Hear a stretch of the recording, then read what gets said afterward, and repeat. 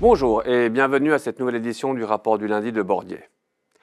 La publication de statistiques économiques américaines est encore quelque peu perturbée par le shutdown du gouvernement fédéral des semaines précédentes.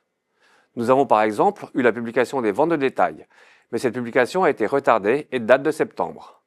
Elle montre néanmoins que la consommation ralentit et ne progresse que de 0,2% en variation mensuelle, bien plus faible que la hausse de 0,4% attendue.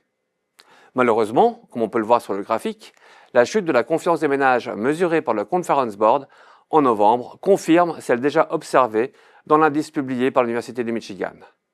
Elle n'est donc pas de nature à rassurer quant à la dynamique de consommation à court terme. Ces déceptions sur le front économique ont été en fait plutôt bien perçues par les marchés financiers. En effet, les investisseurs sont de plus en plus convaincus que la Fed américaine baissera ses taux ce mois-ci, ce qui soutiendra à terme la conjoncture économique.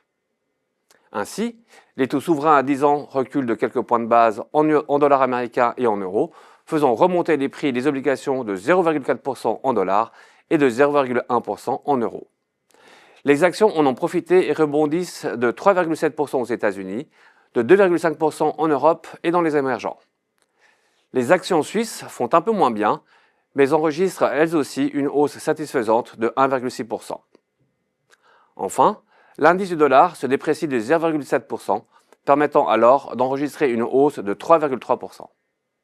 Cette semaine, nous aurons, aux États-Unis, la publication de la confiance des directeurs d'achat ISM dans le secteur manufacturier et dans celui des services, ainsi que la production industrielle et l'inflation PCE. En zone euro, nous aurons l'indice des prix à la consommation pour le mois de novembre et en Chine, nous attendons le solde de la balance commerciale. Au sein des actions, nous ajoutons la société Merck & Co dans nos portefeuilles. La société pharmaceutique américaine dispose d'un pipeline de molécules en expansion grâce à des acquisitions et la qualité de son bilan lui donne la flexibilité dont elle a besoin. Dès lors, la décote de l'action ne nous semble plus justifiée et la revalorisation de la société devrait permettre au titre de surperformer au sein de son secteur.